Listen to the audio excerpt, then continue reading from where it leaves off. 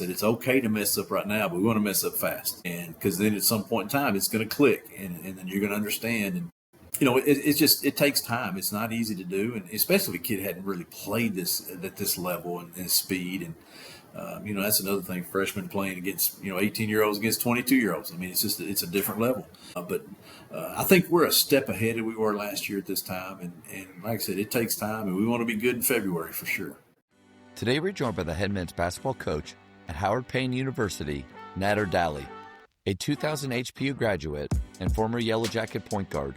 Coach Dalleh helped lead his team to 3 straight conference titles and 3 NAIA national tournament appearances during his playing career, earning all-conference honors 3 times and the TIAA Defensive Player of the Year award in 1996.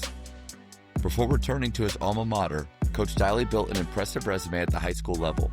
Over 9 seasons as a head coach, he compiled a 151-86 record with stops at Early, Coleman, and Brownwood high schools.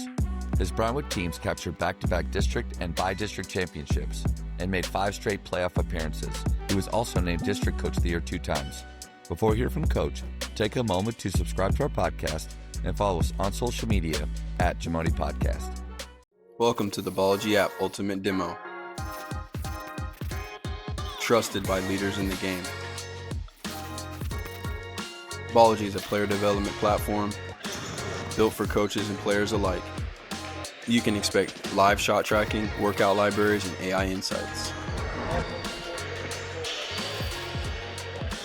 You can easily chart team shooting drills in practice or in training sessions. Track all of those shots using an iPhone or an Android device in real time.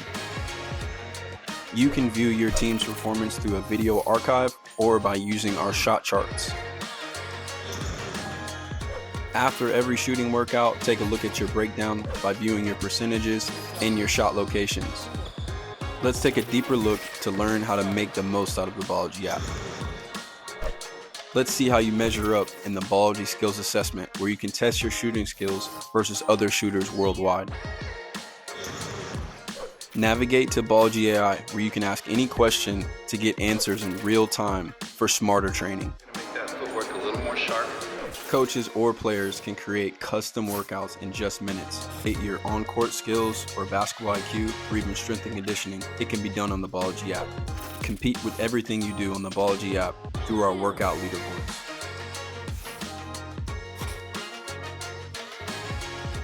Elevate your game with the Ballology app. Download it for free today. Coach, man, thank you so much for hopping on here and talking hoops with me. Coach Starnes had just the most amazing things to say about you, and so just honored to have this time with you. Well, I appreciate it. Thanks for having me on. It's definitely Tell me an a little honor. bit about how this fall's going for you. Well, Division III basketball, you don't get as many practice days as most everybody else gets. But, it's going well. We get 8 days before October 15th. We've got the guys doing a lot of things, keeping them busy, keeping them, trying not to be homesick, not a lot of downtime, just trying to keep them busy, besides classwork. But, we've had a couple of practices already. We're excited how we're going to be. Nice. A pretty cool story reading just about you, that you were a graduate of Howard Payne. I got to imagine it's pretty neat to be able to come back and coach at your alma mater. Yes, sir. It's definitely, it's not something that I expected to do or I kind of, wanted to do. It just kind of came into a play at the right time. And, I'm from this area as well. And all my family's here. My wife's family's here. I mean, we're all here. And, when I got the call and had the opportunity, I mean, it was a no brainer, man. I wanted to, see if I can get us back going where we were. And man, it's just an exciting deal.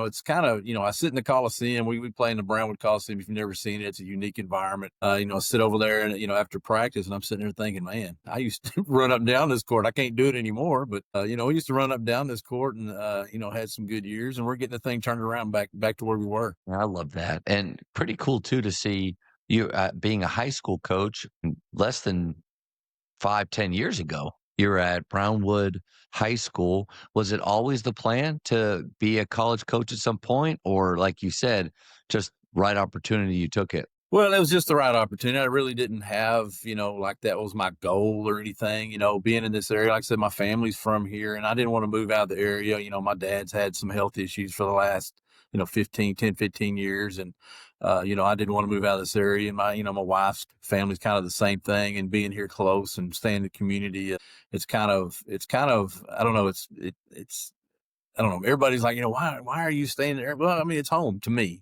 so I just love being in this area. I still have a lot of friends, a lot of, of course, other family as well. We got big families, and it's home. And I was, like I said, I was at Brownwood High School. I never thought I'd be at Brownwood High School coaching. I mean, it just all kind of falls into place. And I started in Early, which was right outside of Brownwood. And, I thought, I might stay there forever, raise our family here and just go. But, things happen, and that's the road I've been on. What were some of the big differences or big jumps or things that you had to kind of adapt to or learn going from high school to the college level, D3 level? Oh, it's huge. High school, you don't have to recruit. So no doubt. That's a big thing. You really got to recruit here, not having scholarships, and college is not cheap, and, it's expensive. And, trying to get kids to come down here, everybody's like, where's Brownwood, Texas? Well, once we get them on campus and see our facilities, I mean, the kids love it. And the guys we have this year are just absolutely, we got to literally kick them out of the gym, which is awesome. If you're doing it the other way around, you're fighting things that you don't need to fight. I just, some of the hurdles you got to worry about is these kids make sure they're going to class, because nobody's sitting there making them go to class. They don't have mom or dad sitting there waking them up. So, matter of fact, I've knocked on a door before trying to get a kid to make sure he goes to class.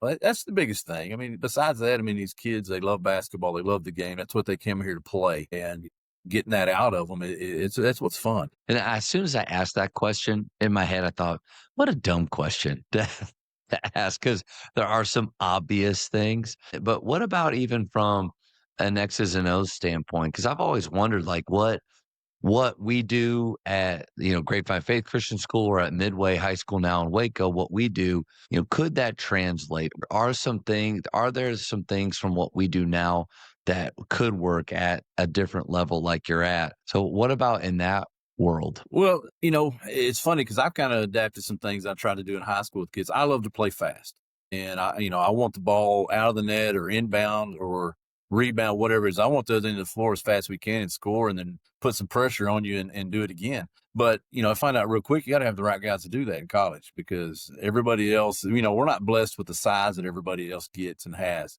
So we have to use what we have to be able to change some things and do some things. And we affected that last year, and having Coach Starnes on board, he's kind of the same way. He's kind of adapted that, and we put our ideas together, and here we go. We averaged 98 a game last year.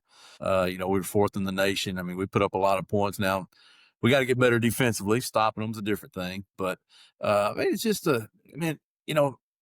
you just got to have the horses to run, if that makes sense. And it's one of those things where, I was lucky when I was at Brownwood. I had a really good run of kids. I did. And, a couple of Division I football players that were just great athletes. And, it's just, they bought into what we were doing. We were running fast, and we were tough to beat. And that's what I wanted here. I remember having the first meeting with the first group of guys I had. I said, I want it back up in the 90s. I want to average in the 90s and get up there and let's run. And it's fun to play, but it also fills the stands. It also gets the community involved. And that's what we're doing. And we're showing signs of that. Last year, we had a great crowd the last half of the season. People find out that, we're fun to watch. We're fun to interact with kids. We got great kids. Great kids. We've got them out in the community doing a lot of things, getting them involved. And, it's really fun when you got to sit there and drag the kids off the court after the game when they're out there signing autographs. So I haven't had a team do that. But, it's just it's a fun experience trying to get to all that put together. As the moment you said you wanted to play fast, I thought to myself, well, what a great hire in Coach Starnes, because if there's somebody out there that knows fast basketball and how to do that, like his teams at Clarendon did, he's the man. Yes. Yeah. I've known Coach Starnes for, I don't want to age him or anything, but he was an assistant here when I was in high school. I'll just put it like that. But, so I've known him for 30 something years, and of course, we've stayed in touch and everything. And I said, man, he knows how to put points on the board, and just having that assist, what I'm trying to do is just, it's coming out great. And, like I said, we're not blessed with the high three thing, and he wasn't blessed with that at Clarendon either, going through that gauntlet he went through in the JUCO world. And, it kind of goes back to my college days. I played point guard here, and I was 6'3". I was the second tallest starter and the third tallest guy on the team. So we had to play different. We had to play fast. So I've done it my whole life, and I don't plan on stopping it now. Oh, you're right there. Well, you said a few things right off the bat that made me think about, I'm going to use the buzzword, the culture that you have, or really the environment, the standards you have, the fact that you got to kick kids out of the gym. I always thought that that's a really good sign that they love being there and that good things are happening in your program.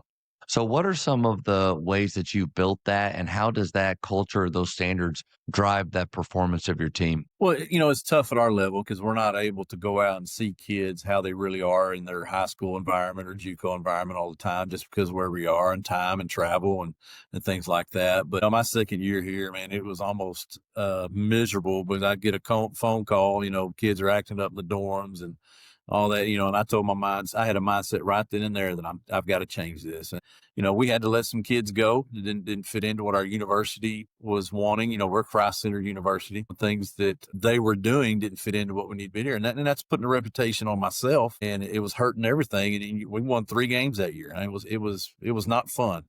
And so right then and there, I said, I've got to change this. And, we go out and find That the was year kids. 2. That was year 2. Yes, sir. Yes, sir. Yeah. And, I just had the mindset of that, I've got to get, of course, you want the best players that you can get, of course, but we also needed good students, guys that we can put out in the community that are, Coach Arn says it best, like our trophies. I mean, these guys, we want to show these guys off, and getting them involved. And, it's good for the kids. It's good for the university. We want to see these kids be involved with everything we can get them in. We don't get them a ton, but the locker room is important. Trusting the kids trusting us. I don't know. It was a struggle year. And then my third year, we did a little bit better. I think we were right at 500, but we turned the corner a little bit. And then last year, even though we were right at 500 as well, but you can look in the locker room, these kids were getting along. Nobody's worried about scoring 20 points. Nobody was worried about, I heard that my second year. How am I supposed to score 20 playing like this? And I'm like, well, that's not going to fit into what we're doing. We had to change some things there, but nobody's worried about that. It just happens. And the way we play fast paced, these kids love it. I love seeing these kids going out of the gym. They're talking about where they're all going to go eat together. That's just us building a good, just a good environment these kids love, and the parents love it here. It's a safe place, so they want to send their kids here, and they see what we're building. We're part of it. We help with the organization called Sleep in Everly Peace. We do things in the elementaries. We do all these things, and that's built our kids to really get along with each other and trust us. We're not going to put these kids in situations that's going to be dangerous or harmful. We ask them to fly all over this gym, but that's basketball. But it's just a great environment, and what we've built is a good reputation in this community, and it's showing. We're starting to get crowds back. I used to love back when I played. This place was full. Back in the 70s, I heard about Howard Payne basketball. This place was full, and one thing you heard about was the culture we had. It was just a good. People don't want to come see a bunch of guys out there yelling and screaming, doing things like that. We don't do that. We take care of business. We play with class. That's the way I was taught. That's the way Coach Starnes does. So it's just kind of all built into a culture that it's very inviting for everybody. And people want to be a part of that. You said something about that year 2, only winning 3 games, and the changes that you had to make that year. I think we talk about players' confidence quite a bit, but coaches' confidence isn't something that is talked about very often or that people seem to care about. I don't think parents care about our confidence, because it's kind of funny. We always get that conversation. You remember as a high school coach, oh, you're hurting his confidence. Well, what about my confidence? Like, what is he doing to instill confidence for me and everything? But when you come off of having some great years at Brownwood, you take over that place, and then I don't know how the first year went, but you inherited some players, and year 2 is tough. How did you fight to keep your confidence, not just in your ability to coach, but in the decision that you made, in that this is where I'm supposed to be and that we're building something special? How'd you keep that going? Well, I'll be honest with you. I was ready to go back to high school. I was like, this is, it's a tough deal. It's tough to recruit. It's hard to, a kid is probably, we're non-scholarship. We're private institution. It's expensive. It's one of those deals. A kid's going to go into debt. And I questioned myself, almost daily after that season. Like, am I doing the right thing? But I had to give it another chance. I had to get one more. I'm not going to give up. As a head coach, I didn't have a losing season until I got here. And so that was tough to swallow a little bit, but I understood what it takes and what we need to do. And we're heading in the right direction. But it takes time. I'm not patient in high school, man. And it was so much fun trying to get those guys turned around, and it went around a lot quicker than it has. But I think we got the guys that are gonna, they've bought into what we're doing so far. And we've got 22 of them. So we got plenty to, if we got injuries, somebody's got to step up and play. But, I'm glad I made that decision to give it another chance. I think we're heading the right way. I love this place. Our president, our new AD, everybody. It is it's a great environment to be in, and it's just a thing where, like I said, I'm telling you, I was ready to go on back. I had the opportunity. I was offered to go back, but like I said, I got to stick it out and give it another chance. I'm not a quitter, and I don't want to give up this soon. Another great thing to hear too is that you had supportive faculty and administration around you, because I think it's always hard to hear when somebody first gets to a place and maybe the culture wasn't where it needed to be before. There weren't the winning standards that you had when you played there, and you said about in the 70s, but people want a quick fix, and I just don't know. A quick fix is the right way, or those are hard to do. So the right way seems to take a lot of time, and it starts with getting the right people.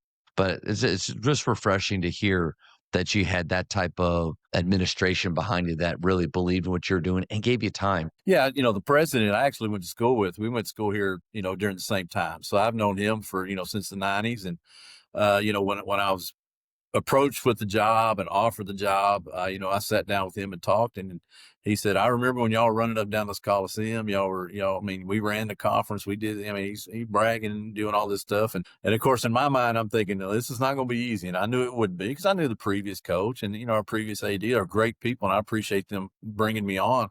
But, I knew what I was getting into, and he's telling me this stuff and having his trust and confidence and trying to do just a good job here. I want to do a great job, but, they're looking to get this thing turned around, and just having that backing is huge. I've always had the backing in high school too. I'm not saying I didn't there either, but a lot of places, they don't give you a lot of chances in a 3-win season. That's sometimes you get shown the door. So, but, they had confidence in me to get this thing turned around. I'm glad they gave me another chance, not just me giving another chance as well. Definitely, man, having that support is just huge. What's one thing that makes your program different? Well, I think the one thing is, like I think kind of touched on it a little bit earlier, is we play different. We want to play so fast paced. You don't see many teams doing that anymore at the college level. You see, like Dallas Baptist and Nova Southeastern, those guys, they will get after you from, I made a comment, and we had a Sports Hall of Fame deal last spring, and I got up and spoke, and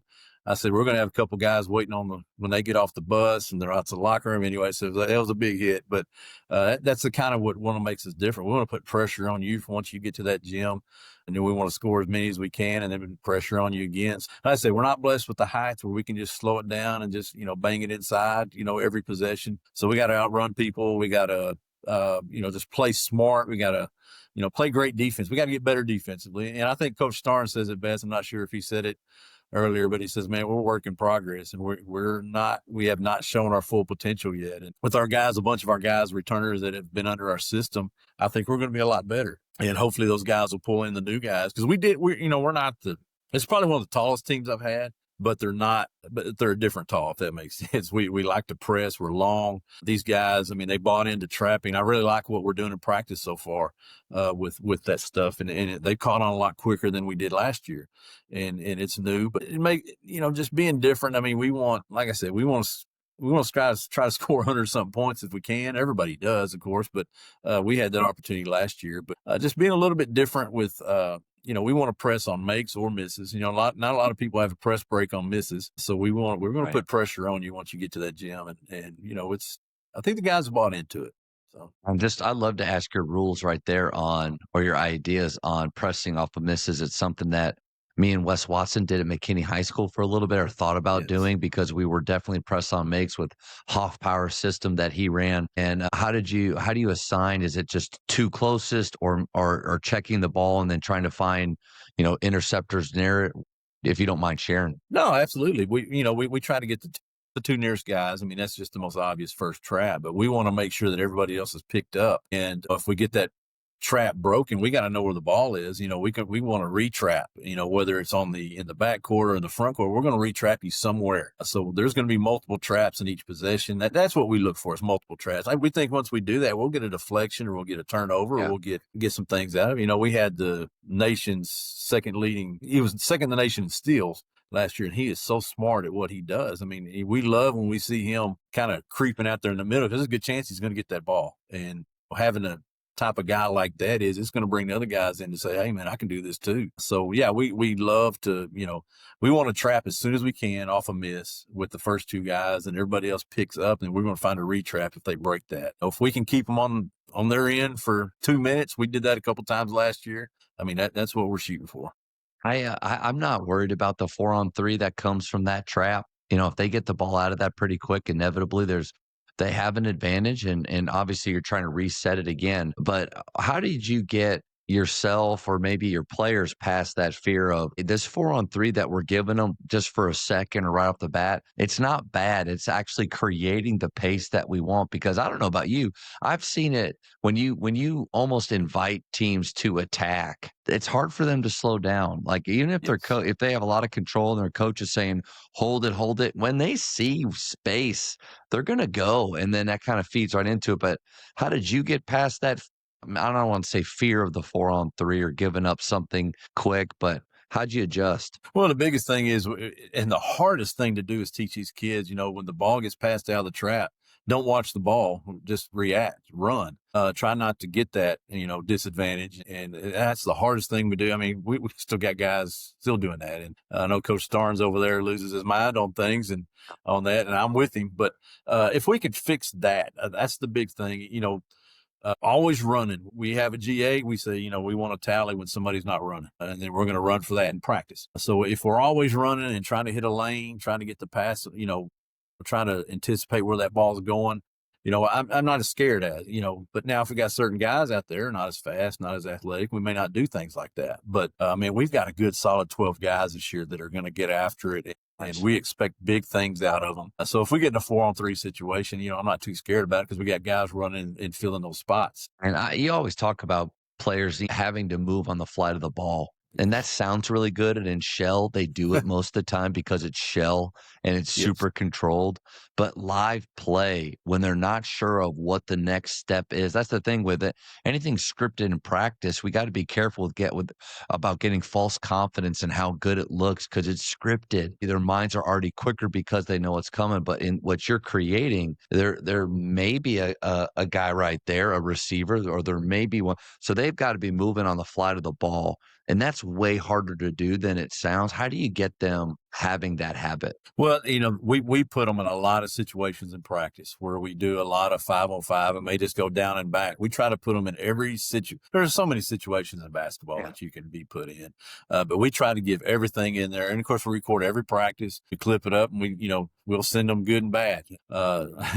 We do send them good. A lot of times you get caught up sending nothing but bad, but it shows when you get in that full court deal, especially our younger guys that definitely don't understand. Maybe not they played the certain system. Everybody says they pressed in high school, but not like this, not like how we want people to do. But yeah, we try to put them in every situation and try to give, sometimes we'll tell the offense, this is what we want. I want to see how they react to it, type deal. So we do a lot of that. And matter of fact, we use that as basically our conditioning. Sometimes we go down and back several times, and the kids get worn out, but they're also learning at the same time, and they don't understand his conditioning either. But, we get that, of course. But definitely put them in a lot of situations, different drills, different things, for sure. Yeah. A couple good nuggets right there, Coach. I think the first one was saying about the clips and how you like to send them good clips and hopefully, more good clips than bad.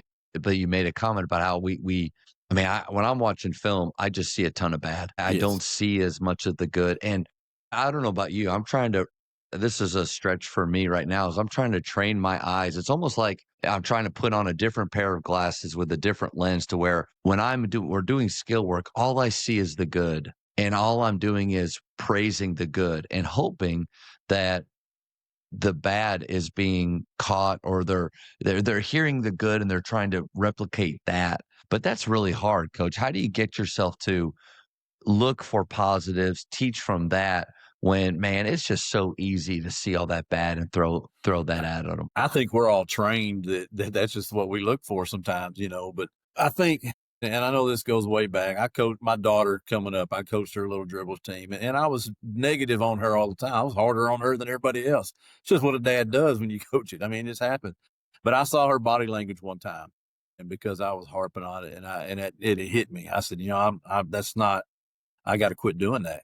And I started seeing that in the teams I coach. I'd stop the play and I'd start yelling or do whatever I do, and I saw their body language, and I'm just losing them. So I mean, I had to find a way. You've got to find the positive in things. And our kids did a lot of good things. And sometimes I'm like, well, if I keep saying they're doing positive things, they're going to, relax and do whatever. So that's why I harp on the negative. But, I think sometimes you lose kids, and body language tells a lot in them. And in college, it hadn't been so much as it was in high school, but college, it's kind of the same thing. And we try to build on the positive, but we have to show them the negative to learn from what we did wrong, of course. But I haven't seen it as much, the body language. Coach Starnes, Coach Starnes, he can kind of get on a kid, this and that. But he's so good with relationships, though, too, Yes. that I think I'm a little jealous. I think he's got the ability to, man, maybe say some things that I'd be like, golly, like I can't say that. Like that wouldn't sound right coming from me. But then you probably see him have his arm around him and then laughing together. Absolutely. I don't know. That's a pretty unique thing. Yeah. Yeah. You have to, if you're going to ride a kid, you got to make it right with them, or, you may not ever get that kid back. Just building that it's all about relationships, how far you can take it. But like I said, we try to show everything. We try to show a lot of good. Right now, not a lot of good because we're not in condition to do what we want to do. We definitely want to put that out there for them. Besides just running, and you said a little bit of live play, is that really where you're going to build your legs from? Because I've always felt like over time that there's no amount of running that I can do in the fall that truly gets us ready for practice. And then there's nothing we can do in practice even that really gets us ready for the condition of the game. So all year long, I feel like with my guys, we're just kind of building these foundations, but so often we're going to condition this week. Like there's something magic to what that is going to do for 3 months later. But how do you get your guys in that kind of shape? Well, it's hard to recreate a game situation in practice. If you got 5 guys that are so much better than the next 5, they're not going to go as hard. It's just the way it is. But we try to not necessarily put our 5 starters against our, second team. We try to split all that up and make it where it's really competitive. And, we got some really good drills that make it competitive, and it gets physical and it gets heated. But they get pretty well conditioned, but we've got several drills, full court drills, and we got so many guys too. That's what makes it tough. Sometimes you don't get enough time on the court, but we definitely like to just get up and down. We put them in a lot of competitive situations. Coach Starnes is he brought some great drills with him that kind of puts everything that we're trying to do together, and then it turns into a conditioning drill. I appreciate a lot of that. And, we've got several things that we do kind of outside of it with our weights and conditioning, but running up and down a football field, running lines, that's different than running on the basketball court for 40 minutes. Sometimes we're not in shape when the season starts. We're trying to get it to that point, and once we start playing games, these guys will pick it up, and it's fun to watch. The JAMODI Podcast is powered by Sideline Interactive. Sideline Interactive is the leading manufacturer for high-quality, innovative scoring tables and LED video display boards that help coaches and schools bring more excitement to fans, create huge fundraising opportunities, and make their jobs easier. Visit sidelineinteractive.com to check out their amazing products. You mentioned that you play 12, or you think you'll go 12 deep. How do you manage the amount of minutes that they're getting, and how much does the amount of possessions that they're actually getting come into play? Because I think the minutes may be deceiving as far as how much basketball they're actually getting in when you play your style. Well, we tell them from the very start, it's all about effort. If you're out there giving 100% effort the whole time, you're probably not going to come off the floor. And it's one of those deals where you raise your hand and you pull yourself out because you're tired. We'll let you go back in when you're ready. But if we have to pull you out because you're tired, and we may leave you over there a little longer. But it's all about effort. If you're not crashing the boards like we're asking, if you're walking back, you're coming off the floor, because we got plenty of guys that'll come get those extra minutes that you're giving up because you're not giving that effort. So it's all about effort. It's all about that. So got to ask you about social media, because Coach Starnes has been sending me texting me videos almost daily, it feels like right now, and I love all of them. They've given me some great ideas. How are you guys using social media to enhance your program? Well, I mean, if there's a kid in this world, a high school kid, JUCO kid that doesn't have social media, I'd love to meet him because everybody has it. So, I mean, that's one way we're reaching out and trying to recruit kids and do things. But we've got a great graduate assistant this year, Nash Crawford. I mean, he is unbelievable with technology. Coach Starnes and I, technology, we can get enough to get by, but he's really good. You know, we do something we call Vibe in the 325, where we cover our area, local high schools, and it is an absolute hit in our community. We just want to put our kids out there. Like I said, our kids are our trophies. We want to show them off and just give the public and our community, I mean, our school, I mean, everybody is like talking about these things we're doing. And that's what we want. We want our kids to be recognized. And in the end, it's going to fill seats in the stands. And, we just want a positive outlook for our program. And social media is kind of blowing up for us right now. Definitely a great way for people to get to know your players better, know more about them, and even see what you guys are doing in the gym. It may help them when they go to watch, having a little bit more knowledge of what has been happening behind the scenes. Can you tell me a little bit more about the Vibe in the 325?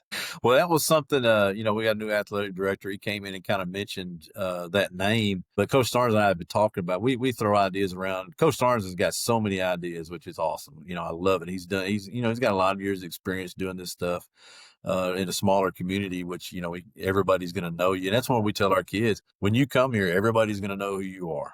And it's social media, what we're using with the Vibe and the 325. We want to make it where we recognize everybody in our community, whether it's high school or just our teams as well. But we want to have kind of be a little bit of comedy with it, trying to make it fun, make it interesting. One of our players, Carter Eddy, he's like the MC of it, I guess is what you call it. But he's wanted everyone. I mean, he's unbelievable. We keep telling him he's going to be governor one day. I mean, he's just a great personality. I think that it's, like I said, it's been a hit. When you got it's getting out all over Texas. We got people from, of course, Coach Starnes sent it to everybody, but we got people seeing it on Twitter. Or X, I'm a fan. Yeah, for sure. They see that stuff and we get comments all the time. So it's been a positive deal. We try to run it every week and we're just hope we don't run out of ideas. Yeah, and that on that note, because I think it's a great idea, and I'm trying to think of something with the 254, that we could do here around Waco. But is it player led completely by that guy? Yes. It's Wow. all his ideas. We kind of, if he asks a question, what should we do? We might throw something at him like, hey, let's go down to the bowling alley and take care of, one of them, or let's go, we got a huge lake out here. I mean, go make it fun, make it interesting. So it's player led. Those guys, they come up with ideas. And like I said, our GA does all the filming of it. So it's kind of I don't know, maybe he's the director a little bit, but it's all about the kids. Yeah. See, and that's what I really like, because I don't know about you, the older I get, the more and more I realize I'm not very cool, and I don't know what is cool. I don't sound cool when I talk to the guys, and I don't dress it. But my thing is, if I was in charge of this, I think it would be super corny and just not anything that they'd want to be a part of. And that probably goes, man, we can go a lot of directions with that. Like the same with culture, the same with standards, the same with how practice goes. The more ownership that they have of it, the more excited they're going to be, the more fun they'll have with it. And I think that comes out. Like you can tell in those videos that this isn't a player being forced to do this Yes. by his coach who thinks this is funny. It really is them. Man, I think I could be probably more creative with, hey guys, like here's a template, it's Vibe in the 325. Man, could we do that? What are your thoughts on that? Yeah, it's funny you say that because we got kids lining up. We only put I think 3 of them on there each time, just because we will run out of kids, so quick. But I mean, they're lining up wanting to be a part of it, and we were going to have our president involved on one of them. So I mean, we're going to have some guests, so-called guest people on it. So I mean, they're owning it. I mean, they really bought into that as well, and it's just a little part of the bigger picture we're trying to do with these guys. I saw you're going to other schools in the community with your players, and and they're interacting and filming other people and interviewing them? Yeah, they're doing a little bit of that. Coach Starnes has done a good job about getting us into the elementaries, and so we're building a relationship with those principals and secretaries and other things. And so we're going to be adding a lot of that stuff with them. And Coach did a good thing back when he was at Clarendon, where he got into the PE classes and taught basketball the whole day. So we're doing that. We did a little bit of that last year. He's down there. Coach Starnes, a big guy. You got all these little kindergartners running around him. It is awesome. I'd love to see that. Yeah, we want to get definitely everybody we can involved in this, and we haven't been told no yet. So it's been a fun deal. Yeah, and that's the worst thing they can say, right? Is no to one of your ideas. But that's convicting for me, because I came to Midway to be in a situation like what you're talking about, where I know my 8 elementary schools. I know the 2 middle schools. They all are Midway ISD. They're all Panthers. They actually all have Panthers as their logo, even though, and their mascot, even though they're different schools, which I thought that's pretty cool. They grow up not being Spiegelville. I don't know what that would be. Can you give me a good, what do you got? I don't know. I just, whatever they are, but I get what you're saying. That is awesome. Eagle. I don't know, but it's all Midway Panther. But I've been here a month and a half, haven't had a lot of connection. This Friday, we're going to do something with passing out cards, but we can do a lot more. And I think this idea of what you guys have done, making it player led, making it fun. I mean, I think, what would the hesitation be, or why would I or a coach not do it? It's time and effort, and possibly in season, like you were out late with the game the night before. Is this really important? I think if excitement, fun, culture, standards are important, then something like this, you got to make time for it. Yeah, absolutely. We do have a little bit more time because, the kids are not in class from, 8 to 3:30 every day. And we definitely like to, we want to get it out on Mondays, that way they kind of cover the whole week. We kind of started on Wednesdays, but we moved to Mondays to get the whole week. But, it's a deal where it's kind of funny. You said it earlier about the connection with the schools. We didn't really have that when we started. But now we've got the other schools in the community saying, hey, we want to be a part of that. Come to our school, come read to our kids like we do. It just kind of snowballs. I mean, and it's huge. And we've honestly had to turn some things away just because of time. When it gets to the season, like you said, I mean, you're on the road, or you play so many games in so few days, it was hard to do a lot of things. But I mean, once you get that connection, man, I'm telling you, it'll explode, and it's been positive for us. How will that work? Or let me ask you, actually, I thought of another thing first. Is you're putting episodes out every Monday. As somebody that has been doing this for 5 years, it's a good pressure. It's kind of like what Monty Williams said, pressure is a privilege, right? It's a privilege to get to do these hoop talks, but the pressure is to do one put one out on every Monday.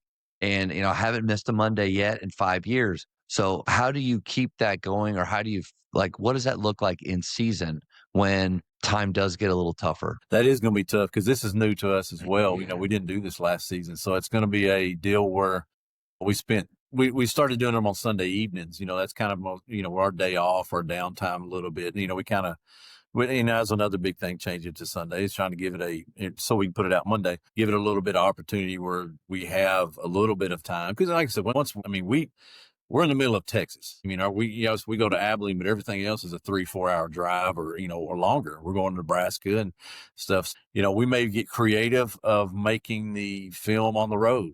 Some possibilities of doing that stuff. I haven't talked to Coach Starnes about that yet or not, but I think that's there's funny stuff that happens on the road. So for sure, with restaurants and things that you got to do, obviously want to keep it all. You don't want to get in trouble with anything, but there's a lot of fun stuff.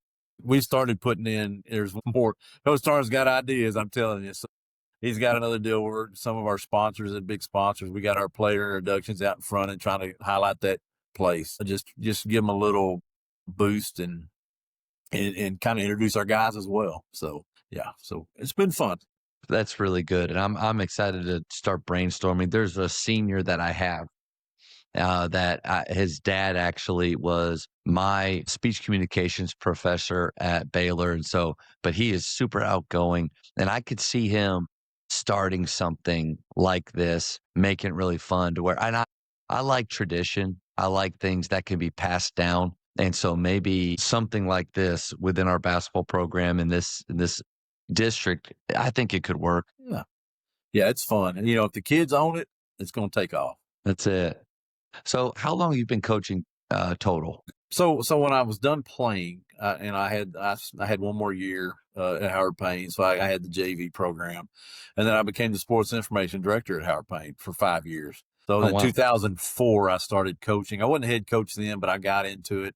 I was coaching early junior high. I started in junior high. So, I'm just going to stick here, build my family here. You think a high school coach and stuff's a lot safer in junior high, keeping your jobs. I thought that, but I was given the opportunity to be a head coach in 2007. Somewhere right in there. And I mean, we had great success. I've had great assistant coach. I've been very blessed with that, with great assistant coach since I've gotten into this deal. And sometimes that's a tough thing to have. Sometimes in high school, you just get a football coach and whoever basically volunteers. But but I started about that time, and, I haven't looked back since, and absolutely love it. With all that time that you spend in different roles, how has it been balancing coaching and family life? And I think I'll also ask, has there been a big difference from the high school level to college in your ability to balance that? Well, it's been easier because I'm from here and all my family's here. So we're all within, a 10-minute drive of each other. Nice. So that's helped us tremendously, but I'll be honest with you, college has been a lot easier. In high school and stuff, you're just gone all day and all night. College, I'm not teaching a class or anything. And if I had a kid event, I've got a granddaughter now, a grandson on the way. So if they have an event, I could sneak away and go to that. So it's not, I'm not just bound to a classroom or anything like that. Man, it's been a blessing because my daughter played, my son played, being able to see them, compete. You miss a lot of things when I was in high school, and I miss a lot in college because of the travel, but that's part of the job. And, it's one of those things, when I had the opportunity, I make time for my family. And like I said, we're in the same area, so it's easy to see everybody within, 10 minutes. So it hasn't been too bad for me. I want to go back to fast basketball, if you don't mind, Sure. And ask you, so that first meeting that you had with your players, when you said, hey, we want to be in the 90s when we score, I can imagine their facial expressions. They probably all thought, oh, yeah, this is what we've been wanting or waiting for. Maybe they didn't realize what they were actually asking or wanting. How do you get a team going from not playing fast to playing fast? Well, playing time kind of fixes a lot of things. If you're not going to do what I ask you to do, you're going to sit on that end of that bench. And yeah, Bob Knight said that. That's a big factor. That's right. It's the best teacher. The best teacher. But that's all I know how to do. That's all I know. I did it when I was in high school, college, and then coaching. And I told those guys, and, I remember the comment going in the locker room, how am I going to score 20 playing like this? We play hard, play so I don't have to take you off the floor. So like I said, those first 2 years were the first year wasn't as bad. I mean, we lost a lot of games. Like we had a half court buzzer beater to beat us, and we went to triple overtime. I mean, those kind of games just happened quite a bit. Second year was just brutal. I said, I've got to change this thing if I'm going to make this work. And I wanted to play fast. And I think we got the players in here to kind of start building on that.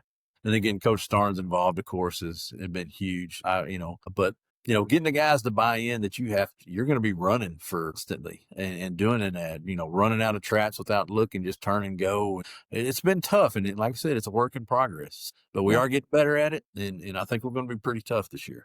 So working on the defensive side and then being really dynamic there. But then when you create the hopefully live ball turnover, which I've always felt like when we were pressing at Faith, we were working really hard, giving great effort, but they were either throwing it out of bounds or traveling. We weren't creating a ton of live ball, which I'll take it. I'll take getting the ball back, but live ball is when you can find a lot of gold and easy buckets and keep the pace going. There's no stop. How do you get them transitioning from getting that deflection or steal and now getting dangerous, playing fast, and then having freedom to shoot and play the way you want? Yeah, it is tough. And it's tough at first until these kids understand spacing and what we're kind of asking them to do. But, I tell the kids all the time, I said, if we can play great defense, that makes easy offense. You ain't even got to think on offense. It's a turnover. Let's go score. And some of those kids get that. And, some of them, when you try to do a set play, they can't run it because it just didn't go through their head right. But so we try to set up drills and things in practice where we can, we kind of play on the half a little bit, and we just kind of turn directions, and everybody hit a lane. Not necessarily you may be our 1 this time, but you may be our 5 this time, and just kind of understand positioning on the floor. And that's tough to do a little bit as well with college guys that aren't used to doing it. They grew up a whole different way doing things. Yeah. So trying to get that, we don't have the guys all the time. D3s, we don't practice day 1 or in the summer or anything. It's against the NCAA rules. But just getting them in situations to understand it. Spacing is the biggest thing, and running that floor and just being available, open, and be ready to shoot the ball is one of the big things we fight. Like I said, we're getting better at it, and we plan on keep on working out until we do get better. But yeah, spacing is I didn't think about that. Yeah, I didn't think about that though. The touches and the interaction that they have at the D1 level or the higher levels that, when you're waiting until October to really get to put in your system and do your stuff, how long do you feel like it takes for those click moments to happen? Do you kind of have set in your mind by November, by mid-December, we're really going to start to be moving? I always kind of thought we were pressing, and I'm sorry if this is stupid, but we got to be like a flock of birds. And what I mean by that is, like, I can remember being at A&M and one of my teammates looking out at this coach. There were a lot of birds out there. There definitely weren't a million. And he goes, "Golly, look at those birds. There's got to be a million out there." And I kind of chuckled, like thought he was joking, and he was dead serious. I was like, "Jason, there's not a million birds right there," but there was a bunch of them, and they were all moving, coach, like it was one solid object. And I thought, that's defense to me. Like all of us moving in different ways, but as one. Anyway, how long does it take? I'll probably edit all that out right there. How long does it take to It takes a little while, especially when retention is one of the hardest things about our level.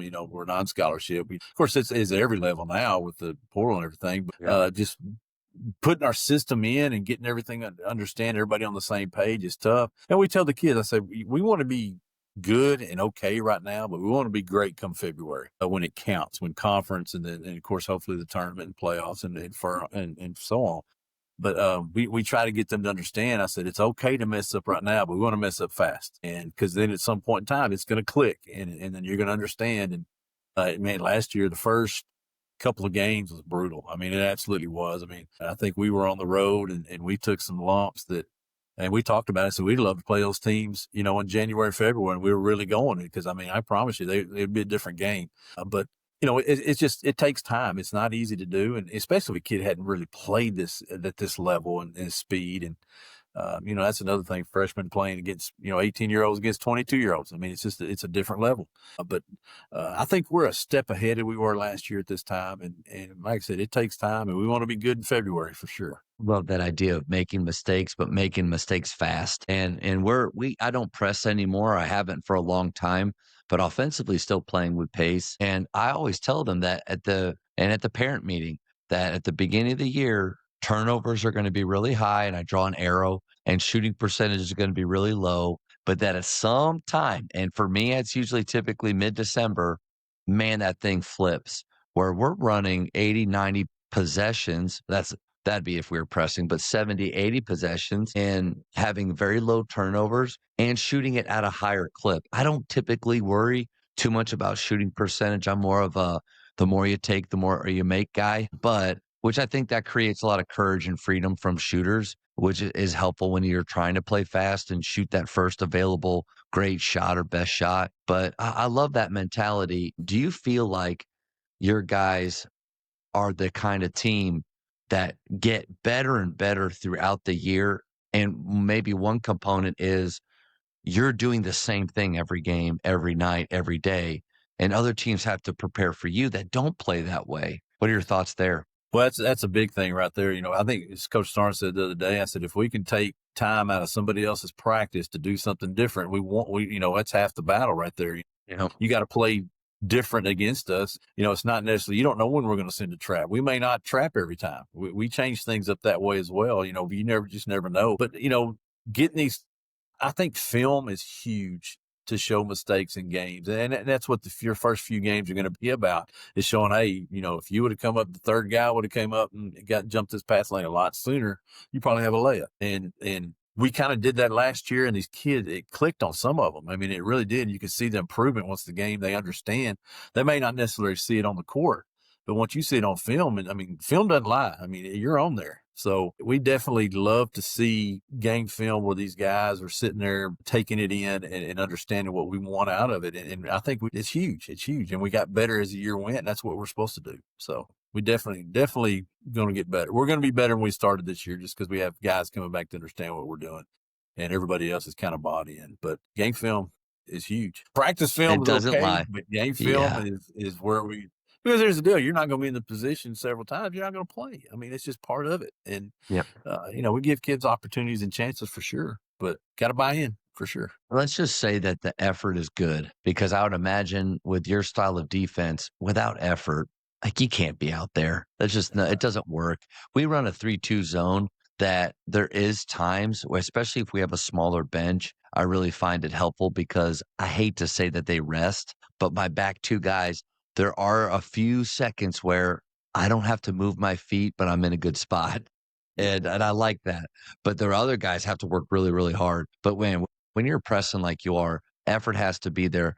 But assuming that is, what's your most frustrating breakdown that you see? Oh, that's an easy one. Whenever 2 or 3 guys are working so hard at the front of that press and the other 2 are back there just kind of, taking it all in, bought a ticket to the movie. Yes. I mean, as a player back in there, I remember that back during my time. I know I'm working hard to get this trap, getting this turnover. I look back there and you're just, doing your own thing. I mean, that wears us out. And I think that's the biggest thing right there. If you get all 5 guys on the same page, you're tough to beat no matter who you are, defensively, of course. But there's several times last year that we've got the game film clip. We're going to start running in the locker rooms. This is the way we need to be. And then I've got some other ones I'm going to highlight, and those players are still here that are just standing and watching. And we're going to say, here's the good, here's the bad. So we definitely, when guys are working hard and say the back 2 guys are just standing there doing whatever they want to do and giving up whatever. I mean, that just doesn't build trust within your teammates either. I mean, so that's the toughest part of it. I just got to ask, what about splits? I always felt like when we were pressing a lot and really kind of going Grinnell style for a couple years, we would call it wild. It's just 2 on the ball, 2 interceptors, 1 safety, always, everywhere. We don't have a shot clock, so we would have teams like throwing it from corner to corner across half court to waste time, and we're still trying to press and trap. Splits used to always burn me because I'm thinking, like, especially if they were in that coffin corner or really close to half court, like, man, be disciplined there, close that door, high hands, stick with it. And when the split would happen, it was like a turnover negates hustle or foul. I thought the split did too. Well, it puts you in a disadvantage. I mean, you get split, you got 2 guys behind already, so they've already got you beat. Oh, it wears me out. It wears Coach Starnes out. It's one of those deals where we want to be almost in each other's hip pocket how close we want to be, just because I'd rather them go around us than split us. I mean, at least you got an opportunity to retrap really quick doing that. But yeah, the split will get you sitting on the bench for sure. And it's younger guys that haven't had that opportunity, we see a lot of that, but they got a lot of learning opportunity after that too. Coach, before I let you go, the speed round, these are going to be quick questions. First thing that pops in your head, go ahead and blurt it out. And maybe this speed round will end up on the Vibe and the 325. Oh, man, tell those guys they're welcome to steal it and use it, or this film of you. I don't know, but ready? Yes, sir. Okay. Favorite ice cream flavor? Banana fudge. Wow. Coach, 270. I don't know if I've heard that before. Well, it's new. Bluebell made it out. Believe me, and my buddy figured that out. And I'm telling you, I went through a whole thing of it this weekend. It is. Hey, try it. I'll be the front man for that if I need to. Okay. They're a sponsor of the podcast, Bluebell Banana Fudge. That's greatest shooter of all time. Steph Curry. Yeah.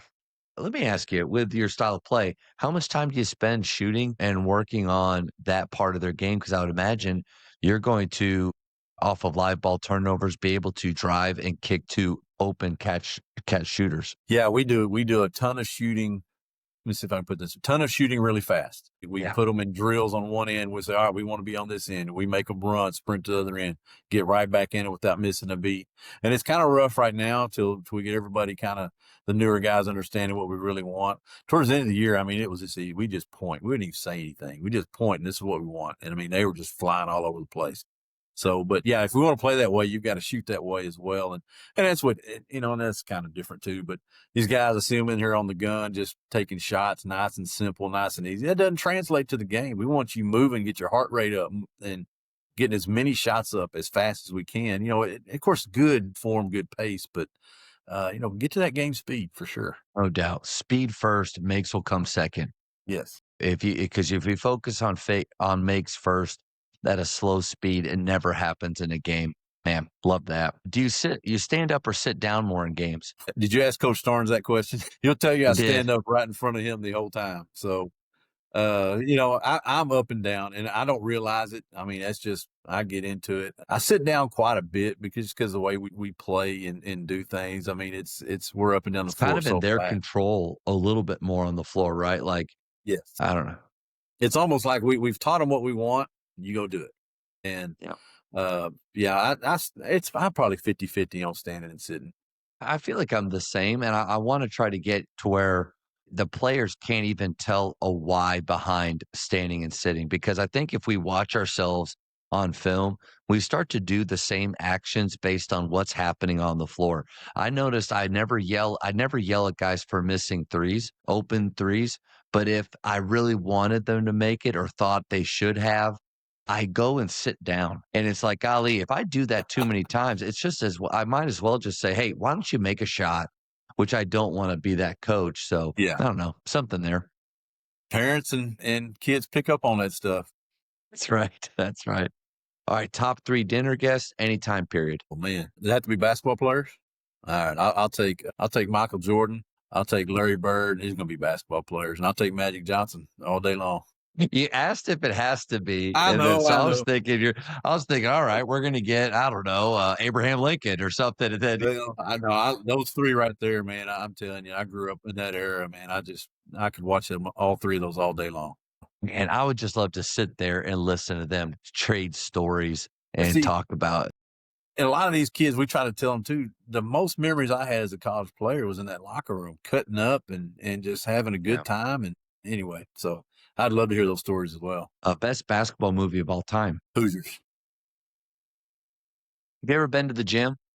I have not. And that is, if I've got a bucket list, that may be in the top 2. So there's that clinic that's out every October out there that United Basketball Plus puts on. And every year I'm thinking, yep, I'm going to go next year. I'm going to go and time goes by and got to get out there. Yes. I told my wife, I said, we got to make the trip. So yeah. For high school, shot clock or no shot clock? Ooh, shot clock. I hesitated.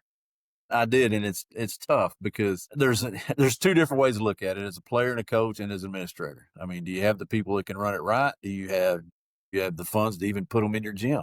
I mean, that side of it. But as a player, to speed, I want to play fast, speed it up. I think it needs to be there. 'Cause I've been a part of a lot of games where they dribble across half court, and they're passing the ball around 300 times just to keep us slowed down, and I can't stand that. So, of course, we got to play better defense, and that's a different deal. But anyway, I think I'd be for it. I would imagine too, like you've been able to, the unique advantage of seeing both, from long time high school and now playing with it and seeing what it does to the game. That's unique. Yeah, it's definitely. And, you asked that question earlier about the change. I mean, I think that's the biggest jump is to that shot clock as well, having that. But, I mean, I don't remember our shot clock going off very much last year. So that's how fast we want to play. So that's right. It hadn't been a factor too bad. This is an interesting one with your style of play. Do players sit the rest of the first half with 2 fouls? Yes, because you can pick up a foul so fast in the way we play. So many possessions. Yeah. Yes, and it's funny is people ask us, are we just a 3-point? We set several 3-point records last year. I think we hit 23 in one game, 22 in another. Nice. But everybody's like, you're a 3-point team. I said, no, not necessarily, because we're second in the nation in free throw attempts and makes, and I mean, so we're getting to the basket, but golly, early on especially, we got a lot of foul trouble. We sit them down with 2 for sure. Favorite holiday? Christmas, no doubt. What book would you give someone? Ooh, that's a tough one there. You can always pass. Yeah, I'm gonna pass that one. I'll come back to that. Okay. 2 more. Favorite place you want to travel or like to travel? Just see, probably Hawaii. Never been there. Oh yeah. Oh, that's where my wife and I we love to go. So Yes. It's awesome. I'm gonna skip the GOAT question because Michael Jordan was the first one in your dinner. Is it safe to assume? Absolutely. I'll Okay, argue that to the end of time, I think. He's the GOAT. So last question. If this was your last year of coaching, what would you do more of? I would probably have more fun. Coaching world, there's a lot of stress, especially college. I think I would enjoy it. I'll take it serious. I want to go out on top, but man, I'm going to enjoy it till, and that's it. So I think just have more fun for sure. Which this was so much fun to get to learn more about you and your program. Love the style of play. Love that Coach Starnes is there. And thank you so much for sharing and giving up your time. This was an honor for me. Absolutely, man. I appreciate it. And man, I definitely been a fan. Watching some of the old podcasts you've done. I love it. I love spreading basketball and the knowledge. So I appreciate you doing this. And I appreciate that. If anybody wants to reach out to you and talk a little bit more about your style of play, because it is pretty unique, what's a good way for them to do that? But you can email me, shoot me a text, call. Whatever you want to do. All my information's on our website, hpusports.com. Man, I love it. I love talking basketball, and man, I'm willing to do whatever we want, wherever they want. Awesome, Coach. Well, I'm excited to see how your team does this year, and I know that you're going to play hard. You're going to score a bunch of points, and it's going to be entertaining to watch. So I'll do my best to get to watch either online, or I'd love to come down and watch a game. So best of luck. Absolutely. Appreciate it. Same to you as well. Thank you for checking out today's episode. Please take a moment to subscribe to this podcast, share it with your fellow coaches, and find us on social media for what's coming up next on the JAMODI Podcast. It's just a matter of doing it.